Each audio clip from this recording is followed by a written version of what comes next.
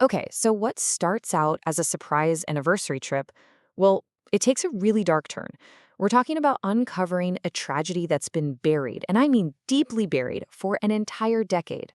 So picture this. It's dark, and our main characters, Sonia and our husband, Akash, are on this totally deserted road. They're heading to some secret destination for their anniversary, but the vibe is just off, you know? For Sonia, something in her gut is already screaming that this is a bad, bad idea. And then bam, a strange figure just appears in the middle of the road. They swerve, they crash, and everything just goes black. When Sonia finally wakes up, she's not just in some random place. No, she is in the one place on the entire planet she swore she'd never, ever go back to. All right, so Algosh finally spills the beans on his big surprise. It's a trip, a stay at this beautiful resort in a town called Shergard. But here's the thing. For Sonia, hearing that name isn't exciting. It's pure, absolute terror. And you can bet that terror isn't coming from nowhere. See, Shergar isn't just some town from her childhood. It's the exact location of her deepest trauma. It's the place where, 10 years ago, her brother Vicky just vanished. Poof, gone. And it's a mystery she has tried with all her might to forget. And if you thought that was weird, it gets even stranger at the resort. This blind man comes up to her, knows her name, which is creepy enough, and hits her with this cryptic message. He starts talking about someone who's been suffering, someone who's been waiting for her for 10 years. All of a sudden, it looks like her brother's story didn't actually end that night. So, with the blind man's words echoing in her head and all these strange visions popping up, Sonia knows she can't run from this anymore. She has to face what happened here. There's just one huge problem. She can't remember. The events of that night are a total blank, a puzzle with all the pieces missing. I mean, her memory of what went down that night is literally a black hole. It's just gone, completely erased by the trauma.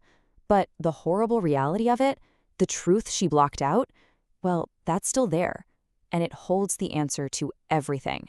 So with a little help from the blind man, the memories start rushing back. And it is intense. It all started with a stupid dare, right?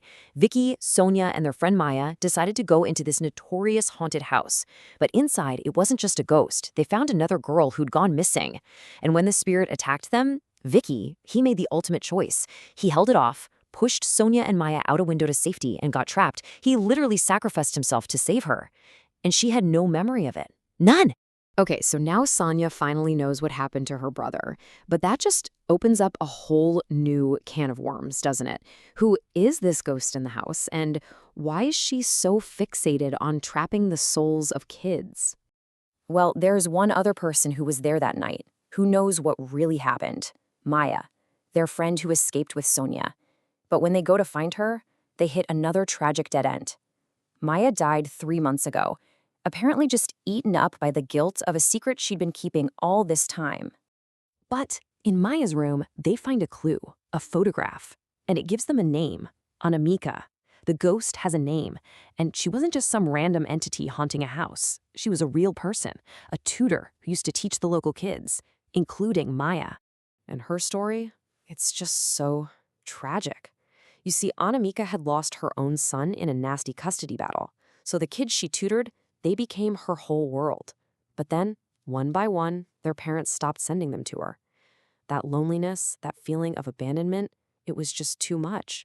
She took her own life in that house, and her spirit got twisted by this desperate, powerful fear of ever being alone again.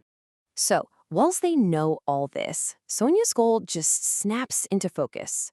This isn't just about finding out what happened to Vicky anymore.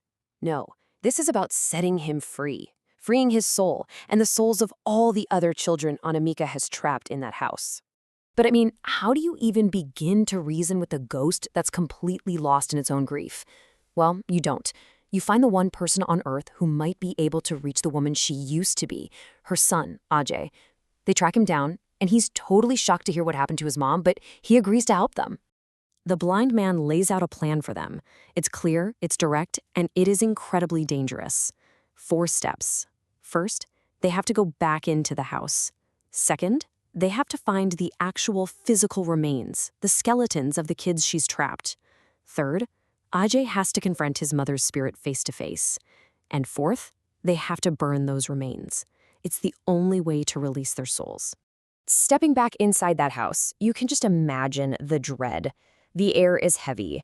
They start putting the plan into action, and it is just setting the stage for this massive final confrontation.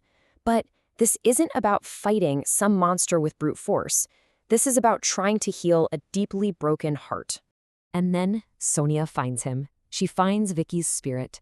And even after all this time, even as a ghost, his first thought is her.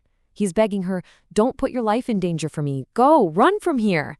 Still trying to protect her, just like he did 10 years ago.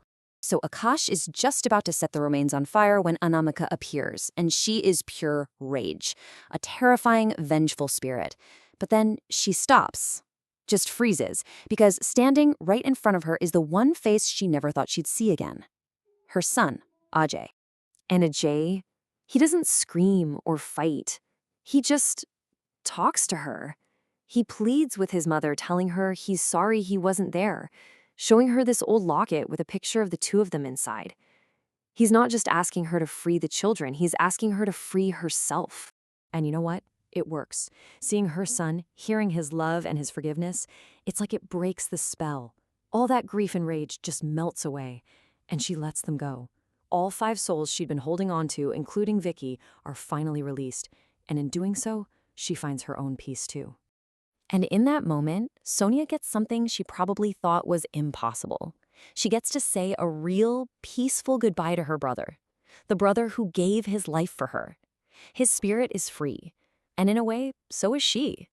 So this story ends with this incredibly powerful moment of liberation. It's not just for the spirits, but for Sonia, who is finally free from a trauma she'd buried for a decade. And it really makes you think, right? We all have our own ghosts, things from our past we try to lock away. It leaves you wondering, which of our own ghosts are we just leaving to wait in the dark?